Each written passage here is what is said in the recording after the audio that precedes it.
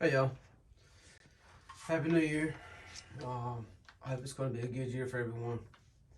I did see a video about James Yeager. He said that he might have ALS. I hope he doesn't. Uh, um, so if you're not familiar with Mr. Yeager, he's been making YouTube videos for a long time, and he owns a training class somewhere in Tennessee. And so I know he's a topic of controversy from time to time, but I like the guy. I like his message, what he's trying to do. Anyways, Happy New Year to everybody. Hope everybody's going to be well. So what you have in front of you here is a target. And what I've done is I've created a circle. Okay. And I've created a line. And I've put another line that's 3.5. Now, the purpose of this video is to something that we all know is just something to be mindful of, is the circle represents the end of the barrel. The line represents the halfway mark. So the halfway mark of that optic, which it goes to what we're talking about here is we're going back to these high rise optics, and that creates a problem. So from the barrel to where that line is, this is where your optic is. That is a 3.5 inch height of a bore difference. So you're going to have to go back to some of the old school ways of shooting these things. So if that was your meaning, if this was where you wanted that bullet to be, you'd have to aim here to hit here. Okay, translating that to other targets of other distances, you're still at a 3.5 inch height of a bore. So let's say you were trying to make a more precision shot, and it was somewhere in the A box, meaning the head. Let's say it was the head. If I want to hit, let's say this is the head. If I want to hit that head, I'm literally going to be hovering over the head to hit the target. So that's something to remember. And that's why I think we started seeing people cutting carry handles off, and then they started making these mounts, and they started putting the red dots because they wanted the dot to be as close to the barrel as possible to mitigate another problem. Let me see if I did this right. Yeah, I want to move on. I got it sitting on my chair. So if it's 3.5, literally the barrel touching the target, and it's 3.5 inch in measurement, what does that translate out to 100 yards or 200 or 300? I mean, you could be looking at 100 yards, you could be looking at the possibility of depending on where you zeroed at, I guess maybe let's say 50 yard zero, you could be looking at anywhere from I'm gonna guess, I haven't tried it yet, but I will. You could be looking at anywhere to hit the target. If you want the bullet to be here, you could be aiming way up here just to put the bullet there.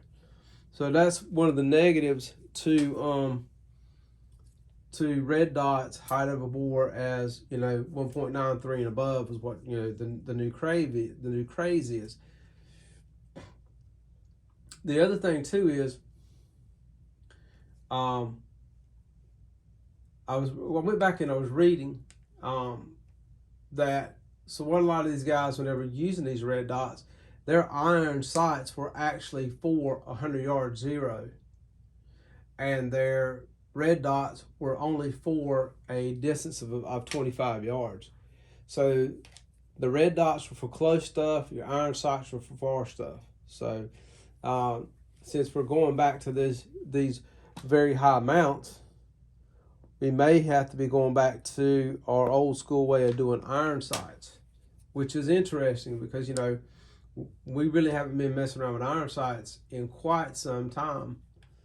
So we may be looking at a new world of iron sights becoming a predominant thing again rather than a passe thing. LVPOs, putting them on a 1.93 or a higher mount. I don't know. I think that the higher mounts are really just for the red dots.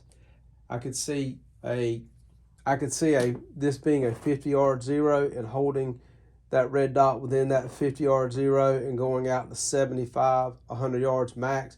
At 100 yards, you may be, like I say, up here. But past that, I don't think you would be sufficiently hitting your target without a lot of practice and understanding holdovers to really hit your target, versus if you have your iron sights and they're dialed in at, let's say you did a 50-yard zero on your iron sights, so 50 yards, depending on the bullet, etc., is going to be a 200-yard shot. So you start playing around with your iron sights more than your red dots for distance shooting.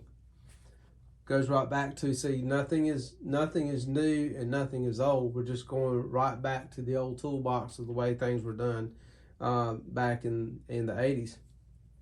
So just a food for thought, just something I was playing around with. I will have some more videos on the way. The weather right now, it's very odd here. It went from this morning I was wearing a t-shirt to now I'm wearing flannel because it's snowing outside. Welcome to my home. But I just thought I'd do this video, food for thought. If anyone has some points they'd like to put into it, that'd be awesome. So when dealing with a retro type of rifle, you got the carry handle, excuse me, stop moving. You got the carry handle, you got the height over bore issue when you're running the red dot. Whereas my height over bore is less prominent when running something like this, and this is how I would run a LVPO on the upper. It would be whatever, it would be like a 1 or 1 inch ring, or maybe a 1.5, you know, 1/3 co-witness. Try to get as close as I can to the barrel to get that more precise, accurate shooting I can out of a scope, because after all, a scope will give you more than a red dot as far as I like seeing. It should give you more precision shot as long as you do, once again, you're back to holdovers, as long as you do your job and keep the holdovers. So it's very possible that we could be going back to more emphasis and more training on just using your standard iron sights, and then running some type of optic on here. So like for this, for example, this upper, I would use probably an absolute co-witness. I would zero my irons, and then once I zeroed my irons, I would turn my dot to the zero on my irons, and then I would drop the rear sight and run it just like it's been run for years. Like, you know, before the hot craze of night vision became more prominent. So just food for thought. Got more videos. Be back directly.